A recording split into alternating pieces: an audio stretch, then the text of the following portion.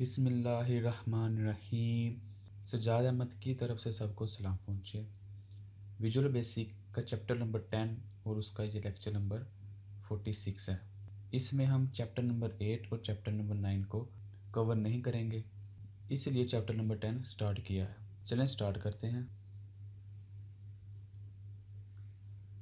After watching this video you will be able to answer this question.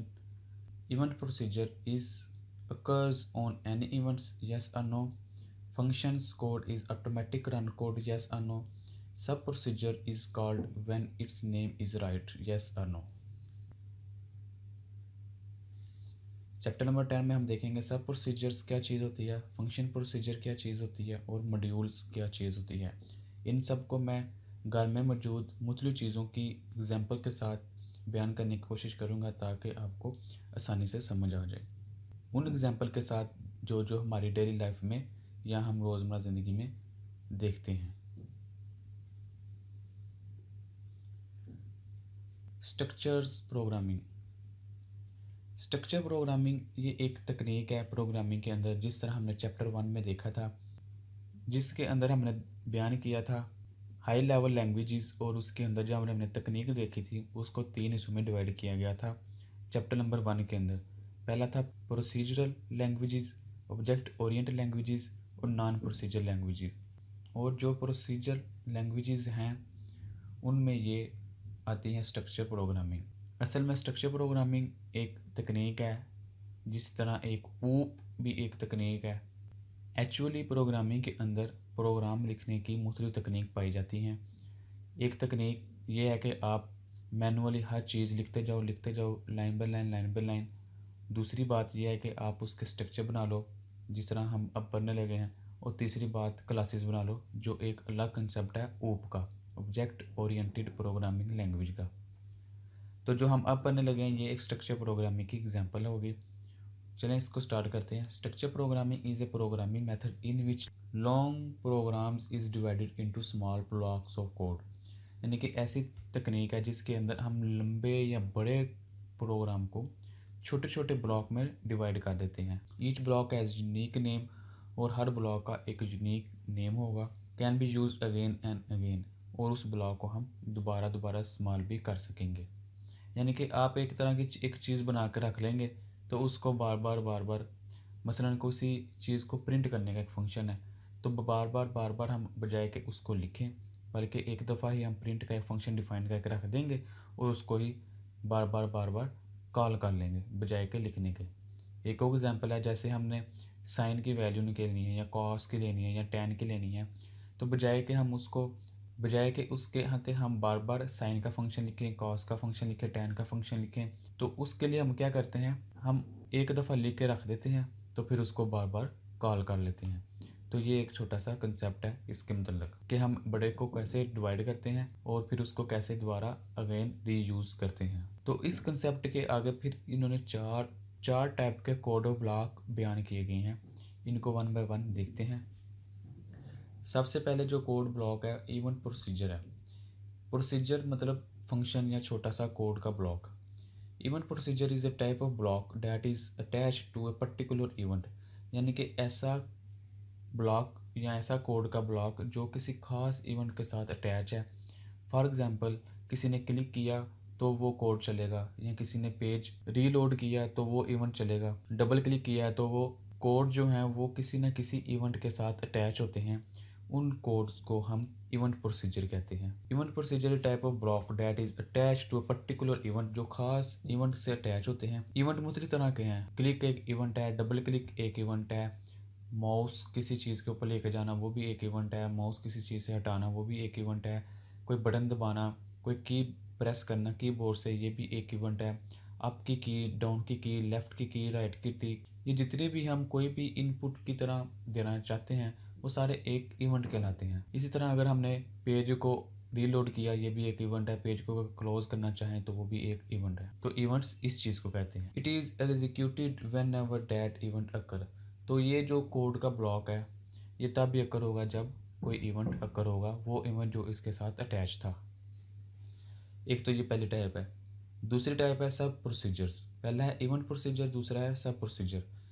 सब procedure is a type of block that is execute by the calling it with its name. तो ये तब ही call होगा या run होगा जब इसको इसके नाम से पुकारा जाएगा। It is also known as procedure. Sub procedure को हम सिंपल प्रोसीजर भी कह देते हैं। Function procedure. Function procedure is a type of block that is also executed by calling it. ये भी एक ब्लॉक जो है तब भी एग्जीक्यूट होता है जब इसको कॉल किया जाता है विद इन इट्स नेम, जो कि इसके नेम के साथ कॉल किया जाता है। इस additionally can return some value after processing.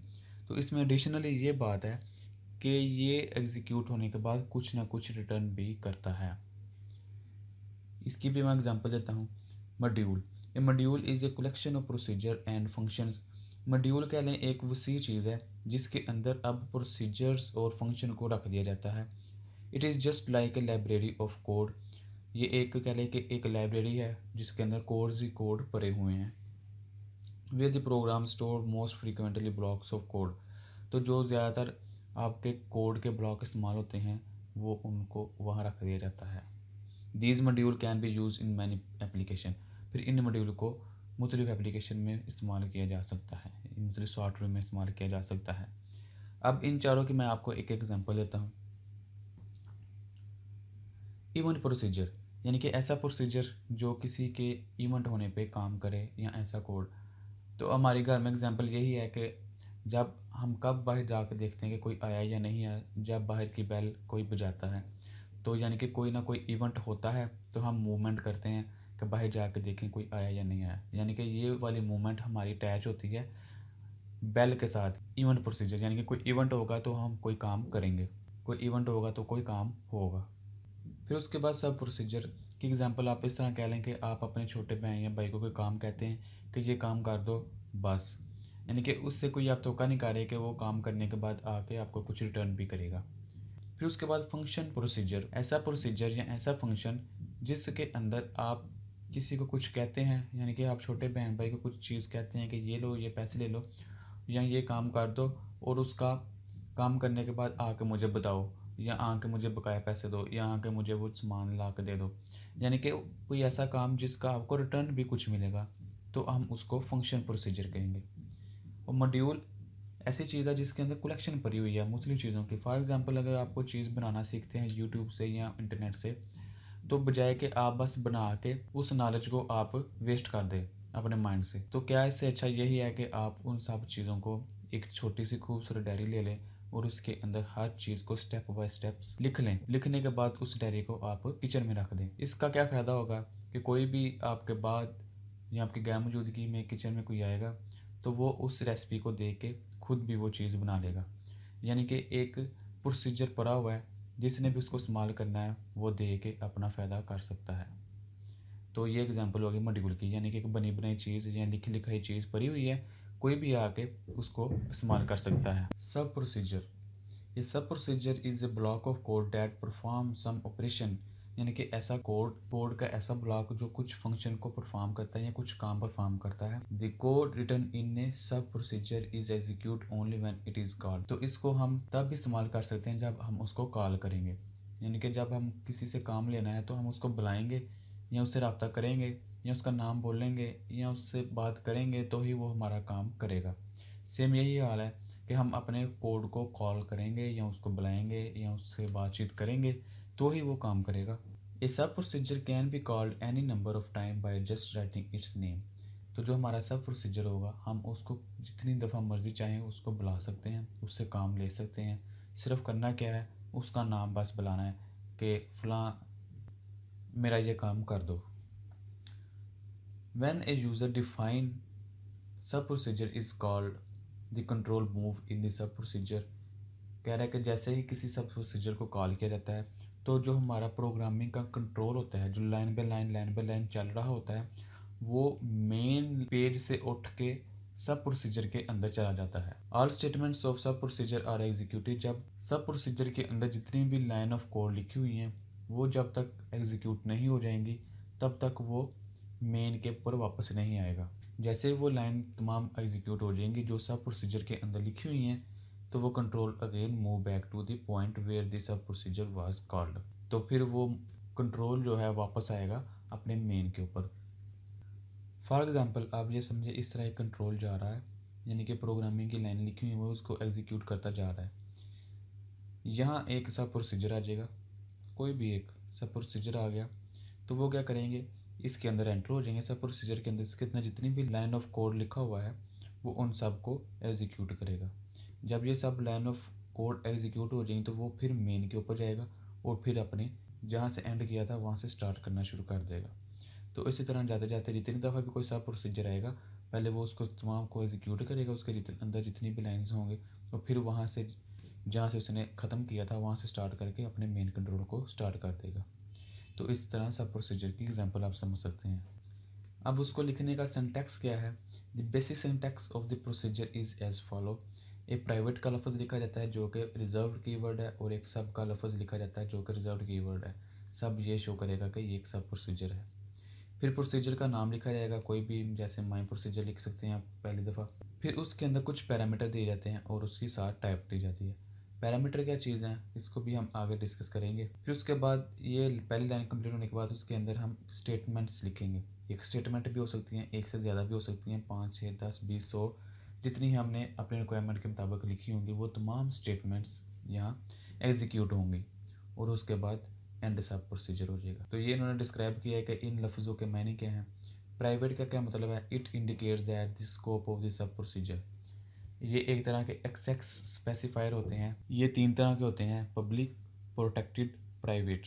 यानी कि किसी भी चीज़ को एक्सेस करने के लिए उसके साथ जो कीवर्ड लिखा होता है वो ये बयान करता है कि ये किस लेवल की एक्सेस इसको हासिल है। अगर प्राइवेट लिखा हो तो उसका मतलब होता है इसको कोई भी एक्सेस नहीं कर सकता सिवाय वो जो इसका ऑथेंटिक पर्सन है। प्रोटेक्टेड ये ओप के अंदर कंसेप्ट आता है कि उसके अंदर ये बयान किया जाता है। और पब्लिक का मतलब है कि इसको कोई भी एक्सेस कर सकता है। जैसे हमारे इधर पब्लिक पार्क्स या पब्लिक प्लेसेस होती हैं वहाँ हर कोई जा सकता है पब्लिक पार्क्स में। लेकिन अगर कोई प्राइवेट पार्क्स है यानी कि किसी घर के अंदर है या किसी ने प्राइवेट बनाया हुआ है तो वहाँ सिर्फ वही प्राइवेट बंदा ऑथेंटिक पर्सन ही जा सकता है। सेम वही कंसेप्ट हमारी इधर प्रोग्रामिंग में ही है कि जो प्राइवेट होगा उसको हर कोई एक्सेस नहीं कर सकता, लेकिन जो पब्लिक है उसको हर कोई एक्सेस कर सकता है। Sub it is keyword that is use to declare a sub procedure. सब ये बयान करेगा कि हमने अब वो सब प्रोसीजर स्टार्ट करना है। प्रोसीजर का नेम आ जाएगा, फिर पैरामीटर आ जाएंगे। Parameter are the value that are provide to the sub procedure. ये कुछ वैल्यू होती हैं जो कि सब प्रोसीजर को प्रोवाइड की जाती हैं व्हेन इट इज़ कॉल्ड, जब उसको कॉल किया जाता है। एंड सब it indicate the end of the sub procedure. And सब ये बयान करता है कि अब हमने जो प्रोसीजर स्टार्ट किया था वो ख़त्म हो गया है।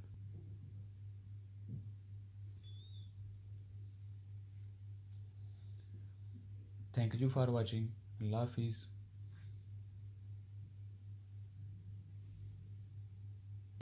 अगर कोई क्वेश्चन है कंप्यूटर साइंस के मतलब वो पूछे। दिए गए क्विज़ के आंसर कमेंट्स करें, चैनल को सब्सक्राइब करें और इस वीडियो को अपनी क्लास वालों के साथ शेयर करें।